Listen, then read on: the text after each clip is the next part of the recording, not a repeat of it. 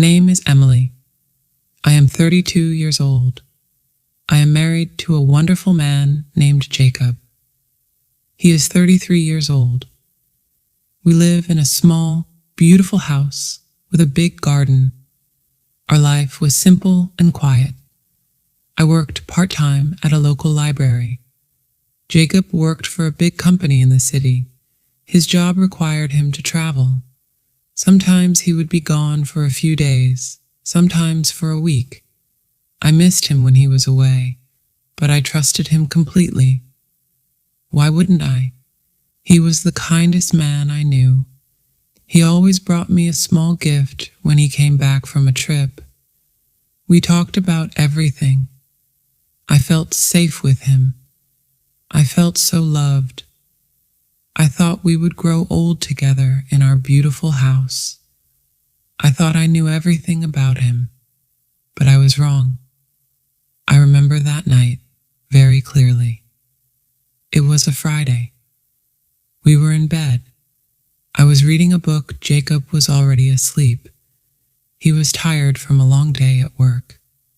I put my book down and turned off the light. I closed my eyes, ready to sleep. Then his phone started ringing. It was strange. Why was it ringing so late? It was almost midnight. I thought maybe it was an emergency from his office. I didn't want to wake him up. He looked so tired. I picked up the phone and saw an unknown number. Should I answer? Maybe it was important. I pressed the green button. "Hello," I said. There was no answer. Then a woman's voice. She sounded scared, like she was crying. "Jacob, is that you, Jacob?" she asked. Her voice was shaking. My heart began to beat fast. "No, this is his wife, Emily," I said. "He is sleeping. Is everything okay?" There was a pause. "His wife," she said. Her voice was full of confusion. Then it became serious again. "Please, I need to talk to him. It's Ethan, our son. He has a very high fever. He's not waking up.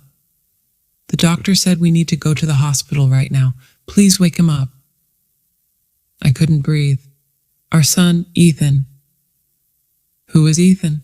We didn't have a son. We didn't have any children. I thought I must have heard her wrong. This must be a mistake, a terrible mistake. I think you have the wrong number," I said. "No," she said. "This is Jacob's number. Is this not Jacob Carter's phone?" "Yes, it is," I said. My hands were shaking. "Then please," she cried. "I don't know who you are, but I need my husband. My son needs his father. Please let me talk to him." My husband, her husband, our son. The words repeated in my mind. They didn't make sense. "Okay," I said. I don't know why I said it. I ended the call. I looked at the man sleeping next to me. My husband, Jacob. He was still sleeping peacefully. He looked the same, but suddenly he was a stranger.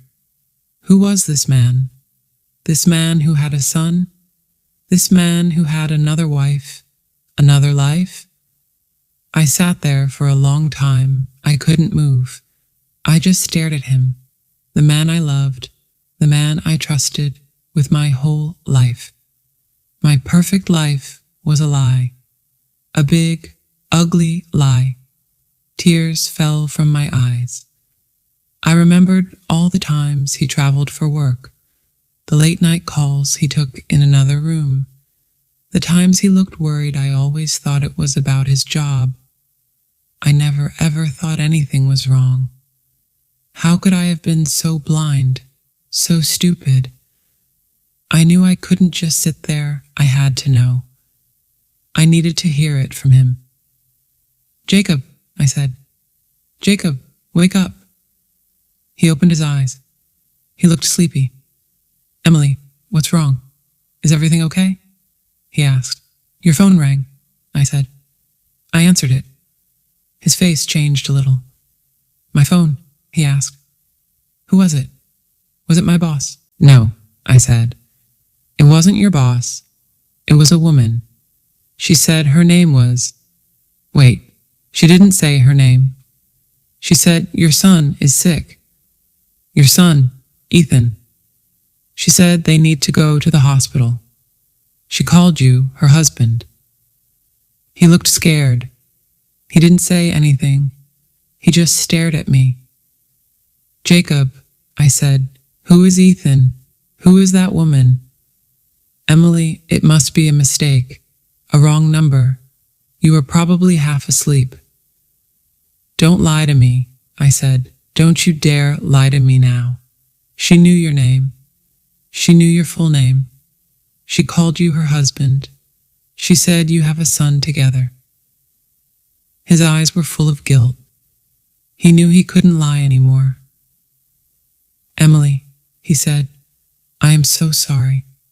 I never wanted you to find out like this. Find out what? I asked, even though I already knew. I just needed to hear him say it. It's true, he said. I have another family. Her name is Rachel, and Ethan. Ethan is my son. The world stopped. My heart broke. It was real. My husband had another wife and a child. For years, he had lived 2 lives. I couldn't speak. I just stared at him. How? I said. How could you do this to me? To her? It's complicated, he said. Complicated, I said. You lied to me every single day for years. You have a whole other family. That's not complicated, Jacob. That's evil. He said, I met Rachel before I met you. It was a long time ago. We were together for a short time. Then we broke up. I moved to this city for work. A few months later, she called me. She told me she was pregnant. I didn't know what to do. I was scared. I was young. I started sending her money. I went to visit sometimes to see Ethan. I wanted to be a father to him, but I was afraid. I didn't tell anyone. I didn't tell my parents. I didn't tell my friends. Then I met you, Emily, and I fell in love with you. I really did. You are everything I ever wanted. You made me so happy. I wanted to build a real life with you. I thought I could protect you from it. Protect me? I said, you didn't protect me. You lied to me. You built our entire marriage on a lie. Our home, our love. Was any of it real? Yes, he said. Everything with you was real, Emily. I love you. I love you more than anything. Rachel, that was a mistake I made long ago. You are my life. I laughed. Your life? What about her life? Does she know about me? Does she think she is your only wife? No, he said. She doesn't know about you. She thinks my work requires me to travel all the time. He had lied to both of us. He had 2 women who thought they were his only love. I thought about Rachel, the woman on the phone. She was worried about her sick child, and she was calling for her husband. A husband she shared with another woman. I felt sorry for her. You need to go, I said. What?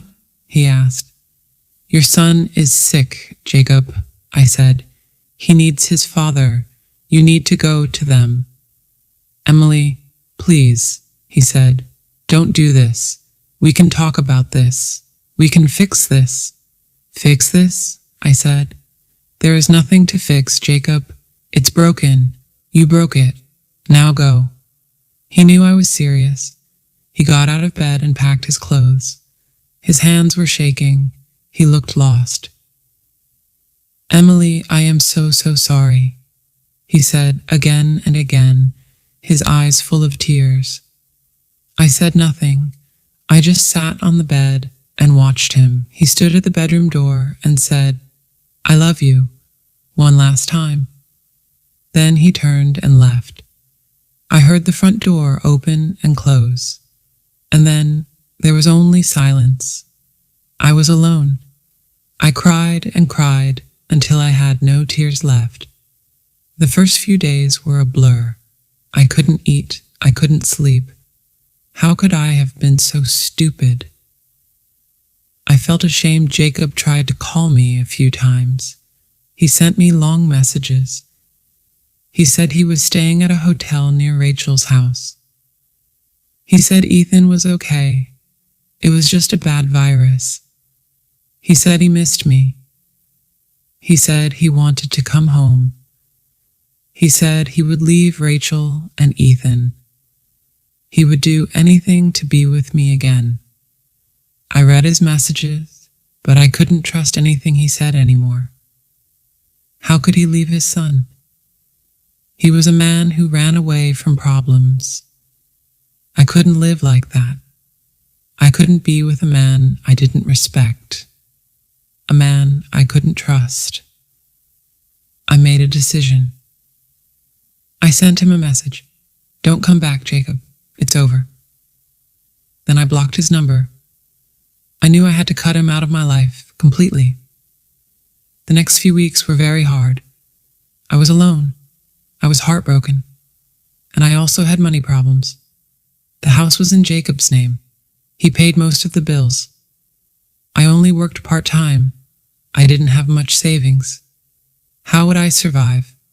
How would I pay the rent? How would I buy food? I knew I had to leave the house. It wasn't my home anymore. I started looking for a small apartment to rent. I found a small one-room apartment. I needed a full-time job. The part-time library job was not enough. I started looking online. I found a job at a hospital. They needed a nurse. I applied and got it. One day, about 6 months after Jacob left, I received a letter. It was from a lawyer. My heart began to beat fast. I opened it. It was a letter about our divorce. It was over, the end of our marriage. Now I was completely free. I signed the papers and sent them back. I thought about Jacob. I wondered what happened to him, to Rachel, to Ethan. I hoped Jacob was a good father to Ethan. He had hurt so many people, including himself. One cold afternoon, I was walking home from work. As I turned a corner, I saw him. He was standing across the street, holding the hand of a small boy. The boy had blue eyes, just like his father, Jacob. It must be Ethan. My heart stopped beating. I froze. Jacob looked older and tired. Jacob looked up, then he saw me. His eyes met mine. His face was full of sadness and guilt. We looked at each other for a long time. I gave him a small, sad smile. Then I turned and continued walking home. I didn't look back. It was over, and I was okay. The heartbreak didn't destroy me. It changed me. It made me stronger. If you're going through a hard time, please know this. You are not alone. It might feel like your world is broken, like the pain will never end, but you are much stronger than you think. Be kind to yourself. You can heal. You can build a new life, and you can find happiness again. If you liked this story, please like, comment, share, and subscribe.